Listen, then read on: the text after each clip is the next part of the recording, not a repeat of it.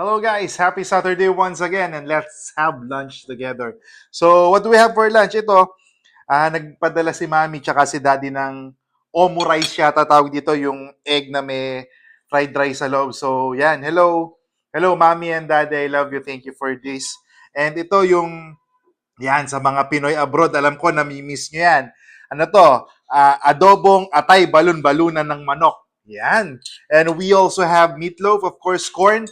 Kasi ito, niluto ni Tin eh. Parang, di pakita mo nga yung niluto mo. Chow fan na merong seaweed flakes ba yung tawag dyan? Di ko alam eh. Di kasi ako kumakain ng parang seaweed na yan, pero alam ko parang mga seaweed flake yan eh. Paborito ng mga bata.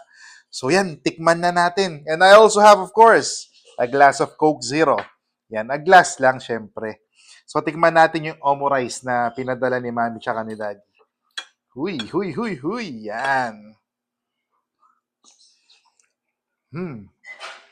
Good. Ang sarap ng fried rice niya. Cut natin, pakita natin yung loob. Yan, no, di ba? Parang burrito eh, no? Yan. Tikman naman natin itong atay balon-balunan. Hoy, hello nga pala sa mga supporters natin and followers natin from foreign country, kay Tintin Fajardo na nasa New York. Hello sa pinsan ko. And of course, kila Kuya Bonnie, kila Ate Jean na nasa London. And kay Ate Rona na nasa Japan. And sa mga kapatid ko, kila Sai, kila Kuya Christian sa New Zealand. And Jay, May, and the kids. Yan, sa US.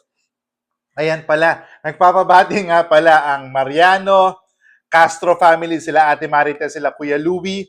Ayan, hello sa inyo. Salamat sa laging panonood. So, tikman na natin tong atay balon-balunan na adobo. Alam ko namimiss ng mga taga-abroad.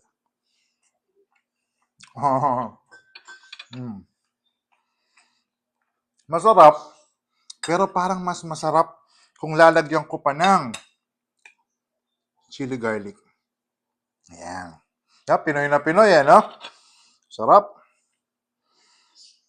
Ayan. Na natin.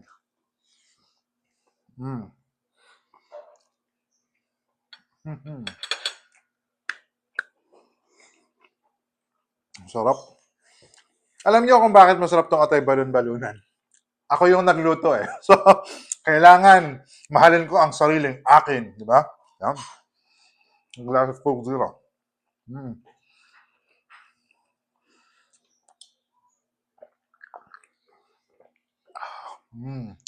Uy, hello ulit kay Bojo ah.